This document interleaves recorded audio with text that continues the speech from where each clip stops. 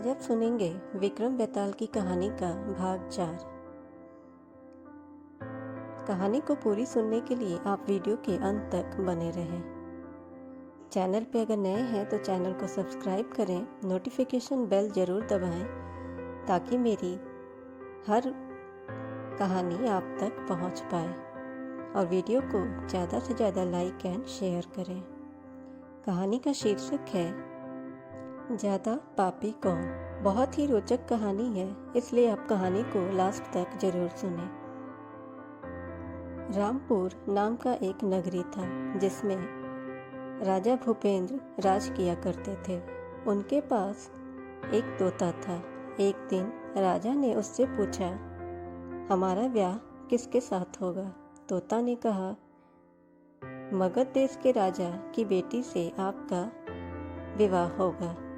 राजा ने ज्योतिषी को बुलाकर पूछा तो उसने भी यही कहा। उधर मगध देश की राजकन्या के पास एक मैना थी।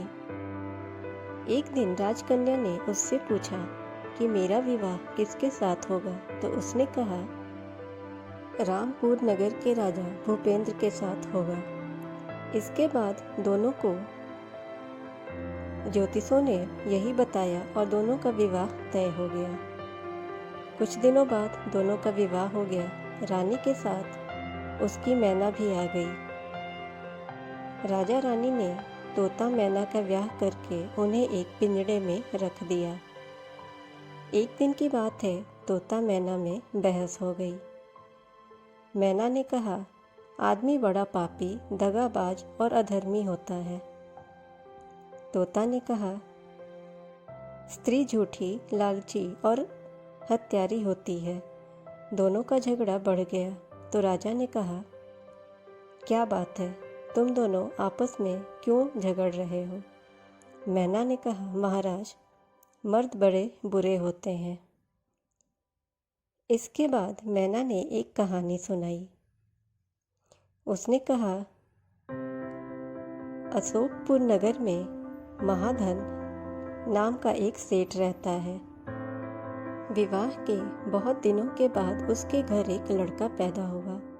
सेठ ने उसका बड़े अच्छे तरह से लालन पालन किया, पर लड़का बड़ा होकर जुआ खेलने लगा। इसी बीच सेठ मर गया। लड़के ने अपना सारा धन जुए में खो दिया। जब पास में कुछ न बचा तो वह नगर छोड़कर दूसरे गांव में जा पहुंचा। वहाँ एक साहूकार रहता था। उसके पास जाकर उसने अपने पिता का परिचय दिया और कहा कि मैं जहाज लेकर सौदागरी करने गया था। माल बेचा, धन कमाया, लेकिन लौटते समय समुद्र में ऐसा तूफान आया कि जहाज डूब गया और मैं जैसे तैसे बचकर यहाँ आ गया। उस सेठ के एक लड़की थी। सेठ को बड़ी खुशी हुई कि घर बैठे इतना अच्छा लड़का मिल गया। उसने उस लड़के को अपने घर में रख लिया और कुछ दिन बाद अपनी लड़की से उसका ब्याह कर दिया। दोनों वहीं रहने लगे। अंत में एक दिन वहाँ से दोनों विदा हुए। सेठ ने बहुत सारा धन दिया और एक दासी को उनके साथ भेज दिया। रास्ते में एक जंगल पड़ता था। वहाँ आकर लड़के ने अपनी पत्नी से कहा, यहाँ बहुत डर है, तुम अपने गहने उतार कर मेरे कमर में बांध दो। तो उसकी पत्नी ने ऐसा ही किया। इसके बाद लड़के ने कहारों को धन देकर डोले को वापस कर दिया और दासी को मारकर कुएं में डाल दिया और फिर अपनी पत्नी को भी कुएं में फेंक कर आगे बढ़ गया। उसकी पत्नी रोने लगी। एक मुसाफिर उधर से जा रहा था। जंगल में रोने की आवाज़ सुनकर वह वहां आ गया। उसे कुएं से निकालकर उसके घर पहुंचा दिया। जब वह लड़की घर जाकर अपने माँ बाप को बताई कि रास्ते में चोरों ने हमारे गहने छीन लिए और दासी को मारकर मुझे कुएं में ढकेल कर भाग गए। बाप ने उसे ढांढस बंधाया और कहा कि तुम चिंता मत करो, तुम्हारा स्वामी जीवित होगा और वह एक न एक दिन जरूर आएगा। उधर वह लड़का जेवर लेकर शहर पहुंचा। उसे तो जुए की लत लगी थी। वह सारे गहने जुए में हार गया। फिर उसकी बुरी हालत होने लगी। अब वह फिर यह सोचने लगा कि अब कौन सा बहाना बनाकर मैं फिर ससुराल पहुंचूं। उसने मन में ये सोचा कि अब मैं यह बहाना बनाकर जाऊंगा और कहूंगा कि मुझे लड़का हुआ है। फिर अपनी ससुराल चल दिया। वहां पहुंचते ही सबसे पहले उसे उसकी पत्नी मिली। वह बड़ी खुश हुई। उसने पति से कहा, आप कोई चिंता न करें, मैंने यहाँ आकर दूसरी ही बात कही है। और जो बात उसने बताई थी अपने माता पिता को, वो अपने पति को भी बता देती है। सेठ अपनी जमाई से मिलकर बहुत प्रसन्न होता है और उन्होंने उसे बड़ी अच्छी तरह से फिर घर में रखा। कुछ दिन बाद एक रोज जब वह लड़की गहने पहनने सो रही थी, उसने चुपचाप छुरी से उसे मार डाला और उसके गहने लेकर गायब हो गया।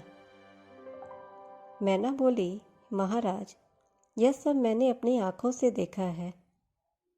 ऐसा पापी होता है आदमी। राजा ने तोते से कहा, अब तुम बताओ कि महिलाएं क्यों बुरी होती हैं। इस पर तोते ने कहा, मैं आपको एक कहानी सुनाता हूँ। एक नगर में एक सेठ रहता था। उसका एक लड़का था। वहां से कुछ दूर पर एक और नगर था। उसमें एक राम नाम का सेठ रहता था। उसकी एक लड़की थी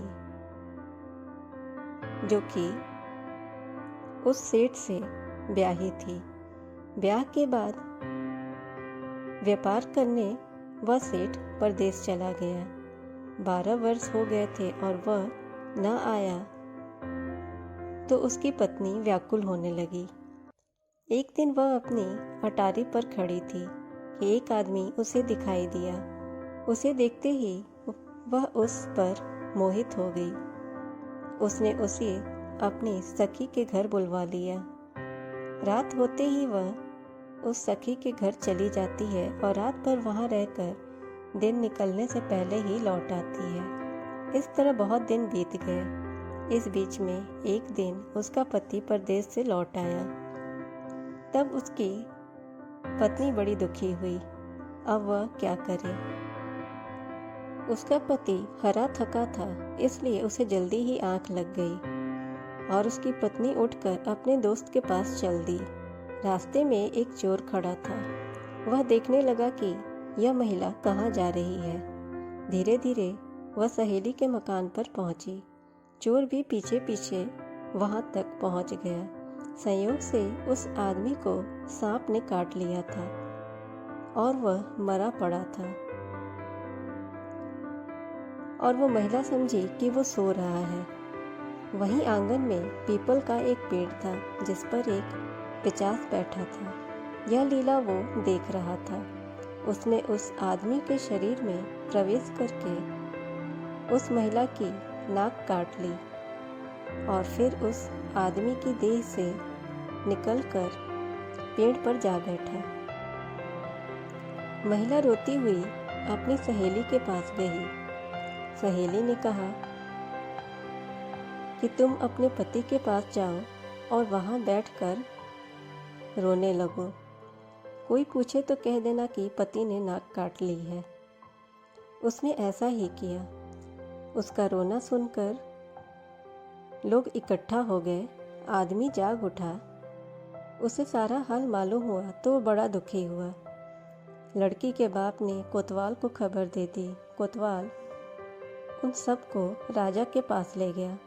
लड़की की हालत देखकर राजा को बड़ा गुस्सा आया। उसने कहा, उस आदमी को सूली पर लटका दो। वह चोर वहाँ खड़ा था। जब उसने देखा कि एक बेकसूर आदमी को सूली पर लटकाया जा रहा है तो उसने राजा के सामने जाकर सब हाल सच सच बता दिया। बोला, अगर मेरी बात पर विश्वास न हो तो जाकर देख लीजिए, उस आदमी के मुंह में स्त्री का नाक है। राजा ने दिखवाया तो बात सच निकली।